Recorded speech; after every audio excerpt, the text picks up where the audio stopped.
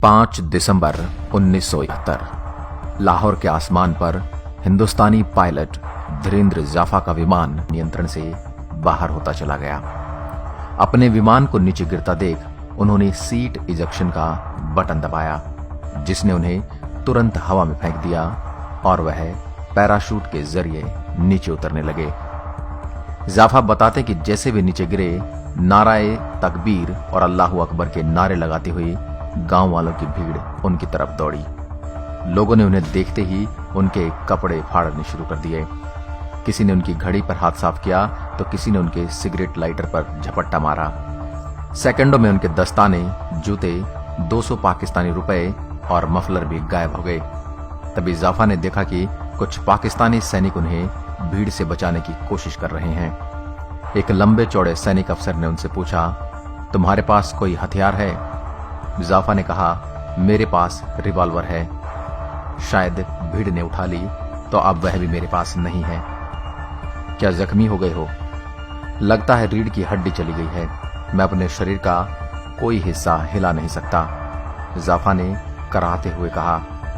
उस अफसर ने पश्तो में कुछ आदेश दिए और जाफा को सैनिकों ने उठाकर एक टेंट में पहुंचाया। जाफा की कमर में प्लास्टर लगाया गया और उन्हें जेल की कोठरी में बंद कर दिया गया। रोज उनसे सवाल जवाब होते। जब उन्हें टॉयलेट जाना होता तो उनके मुंह पर तकिए का गिलाफ लगा दिया जाता ताकि वो इधर उधर न देख सकें। एक दिन उन्हें उसी बिल्डिंग के एक दूसरे कमरे में ले जाया गया।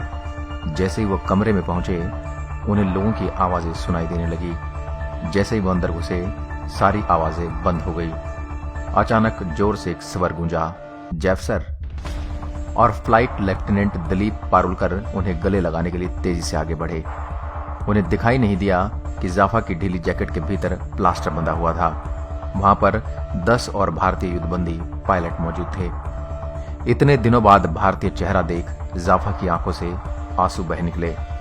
तभी युद्धबंदी कैंप के incharge squadron leader Usman Hanif ने मुस्कुराते हुए कमरे में प्रवेश किया। मैंने सोचा मैं आप लोगों को क्रिसमस की मुबारकबाद दे दूं। वो शाम एक यादगार शाम रही। हंसी मजाक के बीच वहां मौजूद सबसे सीनियर भारतीय अफसर विंग कमांडर बनी कोयलो ने कहा कि हम लोग मारे गए अपने साथियों के लिए 2 मिनट का मौन रखेंगे और उसके बाद हम सब लोग राष्ट्रगान गाएंगे। जाफा बताते हैं कि 25 दिसंबर 1971 की शाम को पाकिस्तानी जेल में जब भारत के राष्ट्रगान की स्वर गूंजी तो उनके सीने गर्व से चौड़े हो गए। इस बीच भारत की नीति नियोजन समिति के अध्यक्ष डीपी धर पाकिस्तान आकर वापस लौट गए, लेकिन इन युद्ध बंदियों के भाग्य का कोई फैसला नहीं हुआ। 1971 की लड़ाई से पहले एक बार पारुलकर ने अपने साथियों से कहा था कि अगर कभी उनका विमान गिरा दिया जाता है तो वे पकड़ लिए जाते हैं तो वो जेल में बैठेंगे नहीं, वो वहां से भागने की कोशिश करेंगे, और यही उन्होंने किया। बाहर भागने की उनकी इस योजना में उनके साथी थे फ्लाइट लेफ्टिनेंट ग्रेवाल और हरीश सिंह जी। तय हुआ कि सेल नंबर 5 की दीवार में 21 बाई 15 इंच का छेद किया जाए, जो पाकिस्तानी वायुसेना के रोजगार दफ्तर के अहाते में खुलेगा, और उसके बाद 6 फुट की दीवार फलांग कर वो माल रोड पर कदम रखेंगे। इसका मतलब था करीब 56 ईंटों को उसका प्लास्टर निकालकर ढीला करना और उसे निकलने वाले मलबे को कहीं छिपाना। करविला ने एक इलेक्ट्रिशियन का स्क्रू ड्राइवर चुराया। ग्रेवाल ने कोको कोला की बोतल में छेद करने वाले धारदार औजार का इंतजाम किया। रात में दिलीप पारुलकर और ग्रेवाल 10 बजे के बाद प्लास्टर खुरचना शुरू करते। हैरी और चाटी निगरानी करते कि कहीं कोई पहरेदार तो नहीं आ रहा। इस बीच ट्रांजिस्टर के वॉल्यूम को बढ़ा दिया जाता। भारतीय कैदियों को जिनेवा समझौते की शर्तों के हिसाब से 50 फ्रैंक के बराबर पाकिस्तानी मुद्रा हर माह वेतन के तौर पर मिला करती थी, जिससे वो अपनी जरूरत की चीजें खरीदते और कुछ पैसे बचाकर भी रखते। इस बीच पारुलकर को पता चला कि एक पाकिस्तानी गार्ड औरंगजेब दर्जी का काम भी करता है। उन्होंने उससे कहा कि भारत में हमें पठान सूट नहीं मिलते, क्या आप हमारे लिए एक सूट बना सकते हैं? औरंगजेब ने पारुलकर के लिए हरे रंग का पठान सूट सिला। कामत ने तार और बैटरी की मदद से सुई और मैग्नेटाइज का एक काम चलाऊ कंपास बनाया, जो देखने में फाउंटेन पेन की तरह दिखता था। 14 अगस्त को पाकिस्तान का स्वतंत्रता दिवस था। पारुलकर ने अंदाजा लगाया कि उस दिन गार्ड लोग छुट्टी के मूड में होंगे और कम सतर्क होंगे। 12 अगस्त की रात उन्हें बिजली कड़कने की आवाज सुनाई दी और उसी समय प्लास्टर की आखिरी परत बिछाती रही। 3 लोग छोटे से छेद से निकले और दीवार के पास इंतजार करने लगे। धूल भरी आंधी के थपेड़े उनके मुंह पर लगना शुरू हो गए थे। नजदीक ही एक पहरेदार चारपाई पर बैठा हुआ था, लेकिन जब उन्होंने उसकी तरफ ध्यान दिया तो पाया कि उसने धूल से बचने के लिए अपने सिर पर कंबल डाला हुआ था। कैदियों ने बाहरी दीवार से माल रोड की तरफ देखा। उन्हें सड़क पर खासी हलचल दिखाई दी। उसी समय रात का शो समाप्त हुआ था। तभी आंधी और बारिश एक साथ आना शुरू हो गई। चौकीदार ने अपने मुंह से कंबल को हटाया और चारपाई समेत वायुसेना के रोजगार दफ्तर के बरामदे की तरफ दौड़ लगा दी। तीनों कैदियों ने जेल की बाहरी दीवार फलांग ली। तेज चलते हुए वो माल रोड पर बाएं मुड़े और सिनेमा देखकर लौट रहे लोगों की भीड़ में खो गए। थोड़ी दूर चलने के बाद अचानक फ्लाइट लेफ्टिनेंट हरीश सिंह को एहसास हुआ कि वो पाकिस्तान की सबसे सुरक्षित समझे जाने वाली जेल से बाहर आ गए हैं। वो जोर से चिल्लाए, आजादी। फ्लाइट लेफ्टिनेंट मलविंदर सिंह ग्रेवाल का जवाब था, अभी नहीं। सबने तय किया कि वो अपने आप को ईसाई बताएंगे, क्योंकि उनमें से किसी को नमाज पढ़नी नहीं आती थी।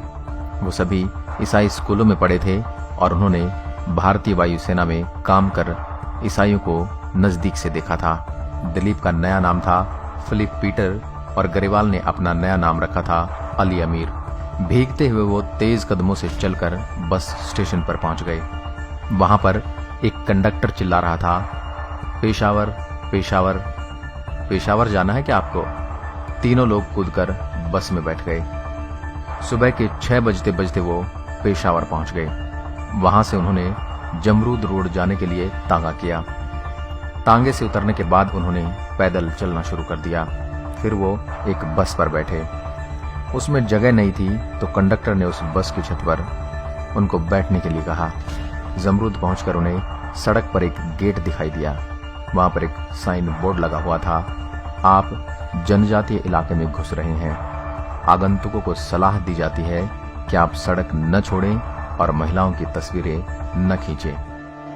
फिर एक बस की छत पर चढ़कर वो 9:30 बजे लंडी कोतल पहुंच गए। अफगानिस्तान वहां से सिर्फ 5 किलोमीटर दूर था। वो एक चाय की दुकान पर पहुंचे। ग्रेवाल ने चाय पीते हुए बगल में बैठे एक शख्स से पूछा, यहां से लंडी खाना कितनी दूर है? उसको इस बारे में कुछ पता नहीं था। चाय स्टॉल का लड़का जोर से चिल्लाने लगा कि टैक्सी से लंडी खाना जाने के लिए 25 रुपए लगेंगे। ये तीनों टैक्सी वाले की तरफ बढ़ ही रहे थे कि पीछे से एक आवाज सुनाई दी। एक प्रौढ़ व्यक्ति उनसे पूछ रहा था, क्या आप लंडी खाना जाना चाहते हैं? उन्होंने जब हां कहा तो उसने पूछा, आप तीनों कहां से आए हैं? दिलीप और गैरी ने अपने पहले से तैयार कहानी सुना दी। एकदम से उस शख्स की आवाज कड़क हो गई और वो बोला, यहां तो लंडी खाना नाम की कोई जगह है ही नहीं। वो तो अंग्रेजों के जाने के साथ ही खत्म हो गई। उसे संदेह हुआ कि ये लोग बंगाली हैं जो अफगानिस्तान होते हुए बांग्लादेश जाना चाहते हैं। ग्रेवाल ने हंसते हुए जवाब दिया, क्या हम आपको बंगाली दिखते हैं? आपने कभी बंगाली देखे भी हैं अपनी जिंदगी में? बहरहाल तहसीलदार के अर्जी नवीस ने उनकी एक न सुनी और उन्हें तहसीलदार के पास ले गया। तहसीलदार भी उनकी बातों से संतुष्ट नहीं हुआ और उसने कहा कि हमें आपको जेल में रखना होगा। अचानक दिलीप ने कहा कि वो पाकिस्तानी वायुसेना के प्रमुख एडीसी स्क्वाड्रन लीडर उस्मान से बात करना चाहते हैं। ये वही उस्मान थे जो रावलपिंडी जेल के इंचार्ज थे और भारतीय युद्ध बंदियों के लिए क्रिसमस का केक लेकर आए थे। उस्मान लाइन पर आ गए। दिलीप ने कहा, सर आपने खबर सुन ही ली होगी, हम तीनों लंडी कोतल में हैं। हमें तहसीलदार ने पकड़ रखा है, क्या आप अपने आदमी भेज सकते हैं? उस्मान ने कहा कि तहसीलदार को फोन दें। उन्होंने कहा कि ये तीनों हमारे आदमी हैं, इन्हें बंद कर दीजिए, हिफाजत से रखिए लेकिन पीटिए नहीं। उधर 11 बजे रावलपिंडी जेल में हड़कंप मच गया। जाफा की कोठरी के पास गार्डरूम में फोन की घंटी सुनाई दी। फोन सुनते ही एकदम से हलचल बढ़ गई। 7 युद्ध बंदियों को अलग कर अंधेरी कोठरी में बंद कर दिया गया। एक गार्ड ने कहा, यह सब जाफा का करा धरा है। इसको इस छेद के सामने डालो और गोली मार दो।